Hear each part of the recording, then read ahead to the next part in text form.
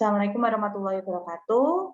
Hari ini kita akan review terkait dengan ASKEP, tapi mungkin hanya satu, karena kalau misalnya semua saya rasa waktunya kurang. Insya Allah nanti akan saya berikan komen di ASKEP-nya masing-masing dan akan saya kirimkan di grup. Nah, yang pertama, ini ada punyanya Mbak Jian Fasya. Sebentar.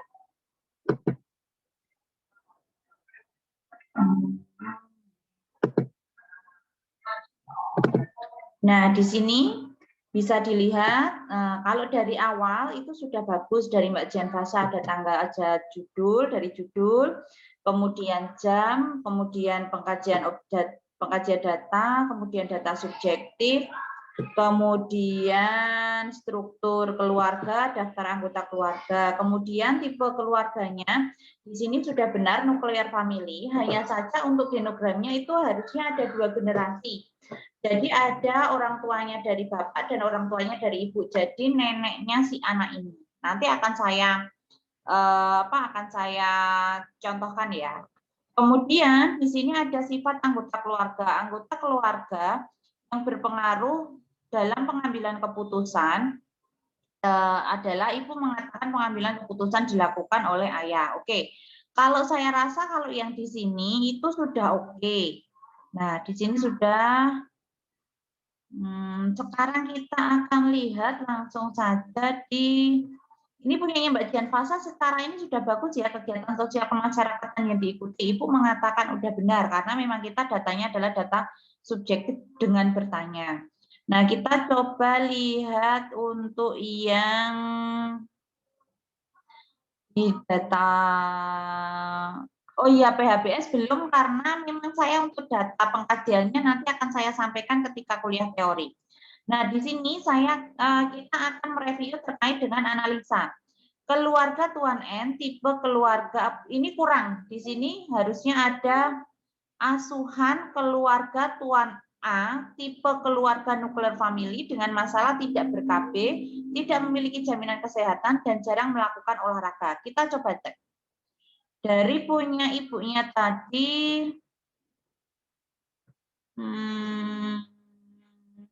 nah, punyanya Mbak Dian Fasa itu kan ibu tidak ber-KB. Mengatakan bahwa ibu tidak ber-KB. Nah, di sini kita akan lihat di data subjektifnya. Nah, di data subjektifnya, ini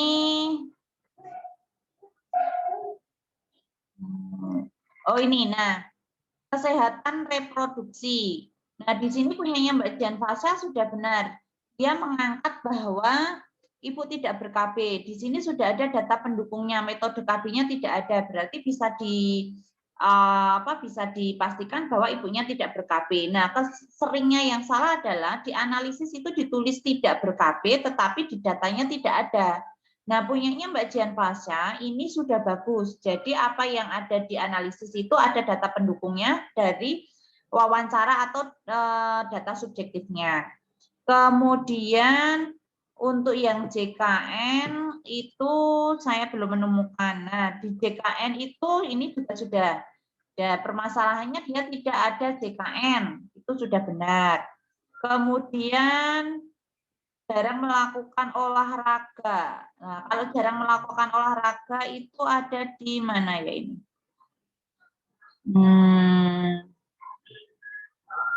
Nah, yang jarang melakukan olahraga itu belum ada di data penunjang. Jadi ketika menulis ASKEP, analisis, itu harus ketika kita mengangkat suatu masalah, itu berarti harus ada data penunjangnya. Tidak bisa kita hanya bilang, oh dia tidak ber-KB. Dia tidak ber-KB, tapi tidak ada data penunjangnya, itu tidak bisa. Seperti itu. Kemudian kita langsung lihat ke bawahnya. Nah, penata laksanaan memberikan hasil pengkajian keluarga yang dilakukan dengan hasil masalah tidak ber-KB, tidak memiliki jaminan kesehatan dan jarang mengetahui olahraga. Keluarga Tuan A mengetahui, bukan mengetahui, tapi paham dengan penjelasan tentang hasil pengkajian. Ini yang kurang tepatnya adalah di sini. Jadi dia itu bukan keluarga Tuan A mengetahui, tetapi paham dengan penjelasan yang telah diberikan terkait dengan hasil pengkajian. Kemudian yang nomor 2, memberikan penjelasan tentang pentingnya memiliki jaminan kesehatan. Nah, di sini, di penata laksanaan Mbak Jian Fasa yang kurang tepat akan saya contohkan untuk penata laksanaannya ya. Bentar. Ini agak susah. Bentar. Nah, sebentar. Saya akan share.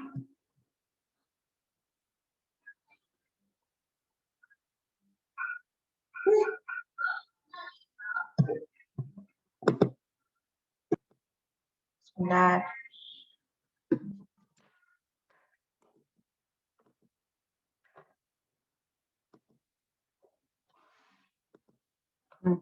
Nah, di sini bisa dilihat, sebentar, yang dimaksud dengan dua generasi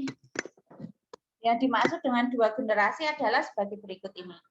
Nah, jadi di sini tadi, salah, maaf, ini agak salah.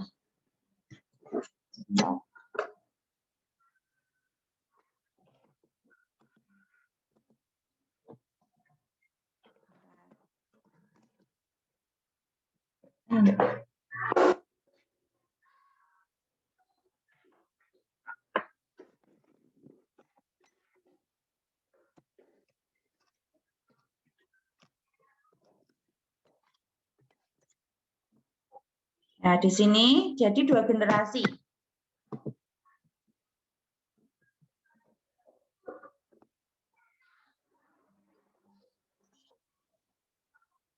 Ada dua generasi.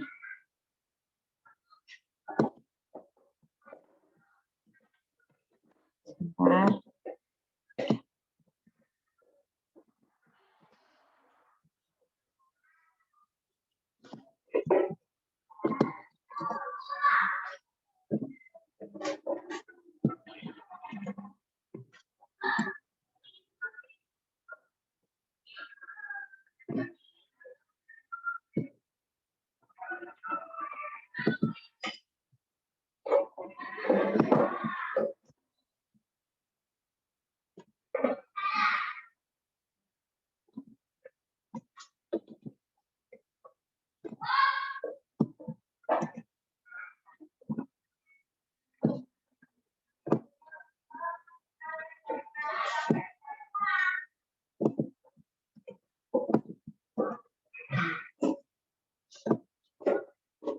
Di sini seperti ini.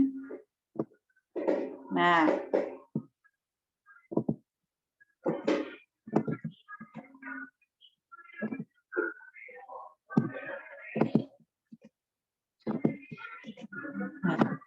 di sini ada dua generasi.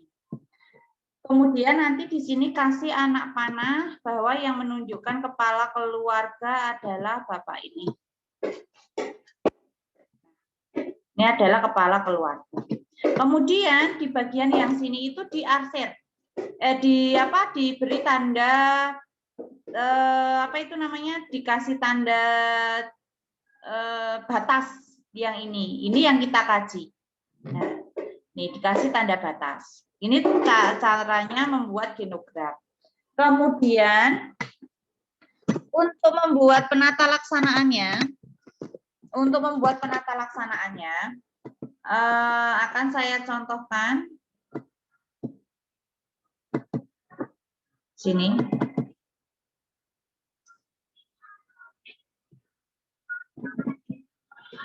Nomor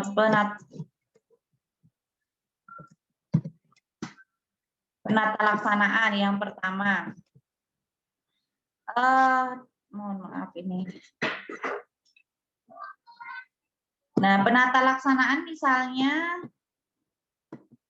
Nyonya T tidak ber-KB.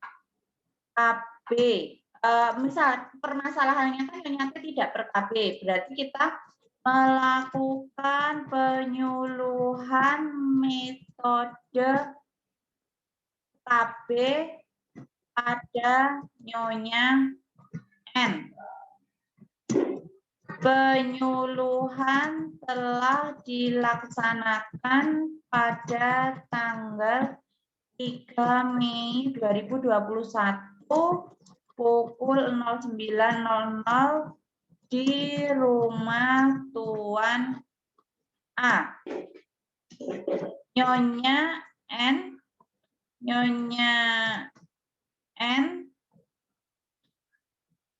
paham dengan penyuluhan. Nyonya N telah paham macam-macam metode ber-KB. Nah, ini jadi ada melakukan penyuluhan metode ber-KB pada Nyonya N. Penyuluhan telah dilaksanakan pada tanggal 3 Mei 2021 pada pukul 9.00 di rumah Tuan A. Itu. Kemudian nanti di bawahnya ini ditaruh untuk ber-KB, ditaruh misalnya dalam satu hari itu kita hanya satu ber-KB, berarti hanya ini, kemudian nanti dikasih tanda tangan di sini. Itu. Kemudian yang perlu kita ketahui terkait dengan penata laksanaan itu harus ada perencanaan. Di sini ada perencanaannya, melakukan penyuluhan metode KB pada Nyonya N.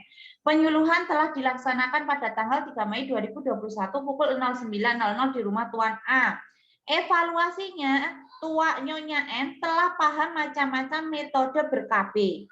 Itu yang pertama, bisa karena kita memberikan penyuluhan sehingga kita bisa langsung mengevaluasi pemahamannya.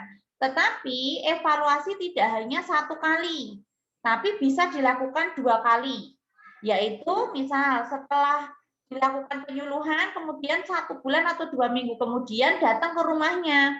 Ini berarti melakukan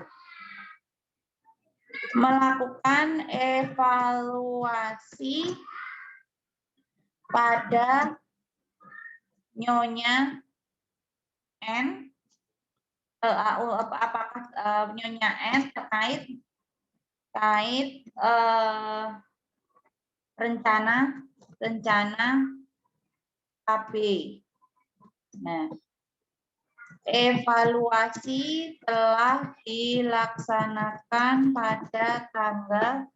pada tanggal misalnya 15 Mei 2021 pukul 10.00 di rumah Tuan A. Evaluasinya, Nyonya N telah berdiskusi dengan Tuan A untuk ber-KB menggunakan IUD. Nah, bisa seperti itu. Itu terkait dengan penata laksanaan, kemudian ditandatangani. Nah, sebelumnya di sini ditandatangani, misalnya penyuluh Dwi Ernawati. Nah, ini PTD. Kemudian di sini juga partisipan.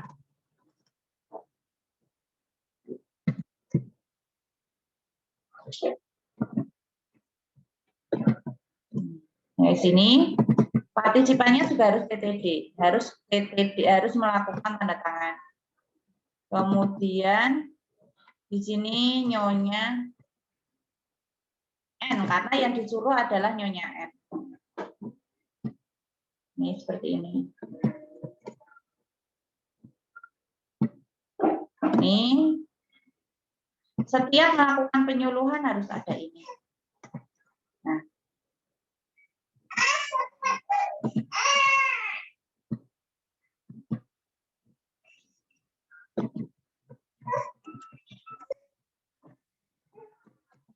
Nah, seperti ini ya. Nah, mungkin dari saya itu saja. Nanti kita bisa diskusi di grup.